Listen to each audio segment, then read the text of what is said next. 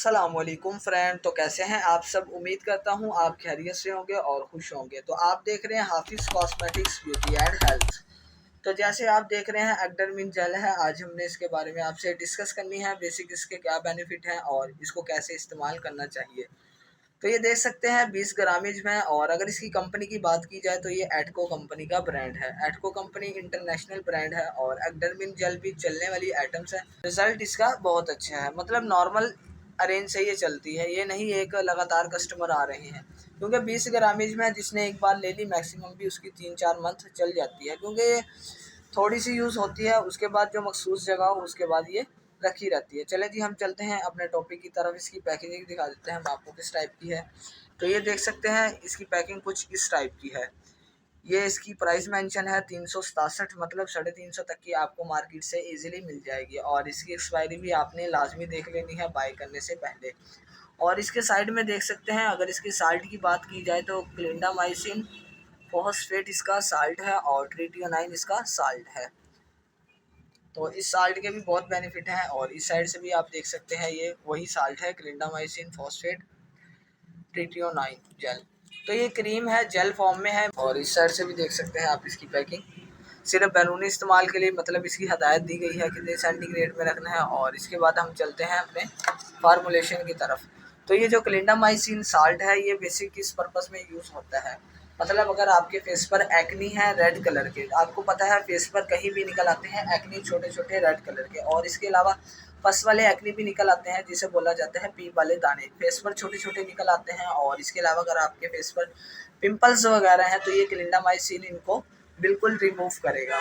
और इसके अलावा ये जो ट्रिटियोनाइन साल्ट है इसका जो फेस पर मतलब डार्क स्पॉट्स वगैरह हैं ये उसको रिमूव करेगा। और अगर आपके फेस पे निशानात वगैरह हैं, फ्रैकल्स हैं, तो ये उसको भी रिमूव करेगा। ट्रिटियोनाइन साल्ट है जो, मतलब ये क्लिंडामाइसिन साल्ट और ट्रिटियोनाइन साल्ट बहुत अहम है। आजकल यही इशू आ रहे हैं, या एक्नी है या फेस पर फ्रैकल्स हैं, तो इन चीज़ों के लिए ये बहुत अच्छी चीज़ है। आप इसको क्रीम्स में भी यूज़ कर सकते हैं, मतलब नाइट क्रीम में यूज़ कर लें, किसी भी क्रीम में आप इसको डाल सकते हैं नाइट क्रीम। उसके अलावा अगर डे क्रीम में भी डालना चाहें तो डाल सकते हैं आप, लेकिन इसको इस्तेमाल सही तरीके से करना है। आप इसे डायरेक्ट अप्लाई करना चाहें तो डायरेक्ट भी कर सकते हैं, मतलब डेली अप्लाई करें। और इसके अलावा आपने रात को ही इसे अप्लाई करना है, फेस को वॉश कर लें, उसके बाद आप मुतासरा हिस्से पर इसको लगाएं, मतलब जहाँ जहाँ आपके एक्नी वगैरह है आप इसको वहाँ अप्लाई करें।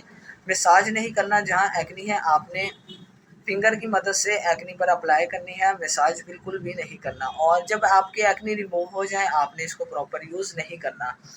और इसके अलावा और भी इसके बहुत बेनिफिट हैं।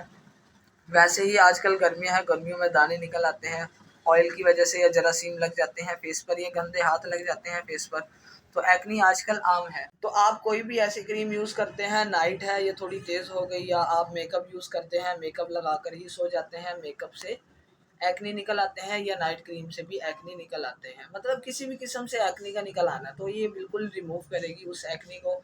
और ये गारंटी शुदा है, हमने खुद यूज़ किया है, कस्टमर को दी है, रिपीट लिया है, तो आपसे ये वीडियो शेयर कर रहे हैं। बहुत अच्छे रिजल्ट के साथ है, मैंने आपको पहले बताया है। अगर आपकी एक्नी ख़त्म हो जाए तो आप इसको एक हद तक यूज़ करें, उसके बाद रोक दें। आप किसी भी क्रीम में यूज़ कर सकते हैं, नाइट क्रीम में, तो इसका कोई साइड इफ़ेक्ट नहीं है। अगर आप इसको हद से ज़्यादा करेंगे तो साइड इफ़ेक्ट होना शुरू हो जाएगा इसका, आपकी स्किन जो है पतली होना शुरू हो जाएगी। आपको पता है जब स्किन की पहली लेयर पतली हो जाए तो उससे आपको साइड इफ़ेक्ट हो सकता है। तो आप इन्हीं चीज़ों का ख्याल करते हुए आपने इसको इस्तेमाल करना है। इस्तेमाल कर कर हमें कमेंट में बताना है। अगर आप हमारे चैनल पर नए हैं तो सब्सक्राइब करें, पुराने हैं तो लाइक करें, ज़्यादा से ज़्यादा शेयर करें। अल्लाह हाफिज़।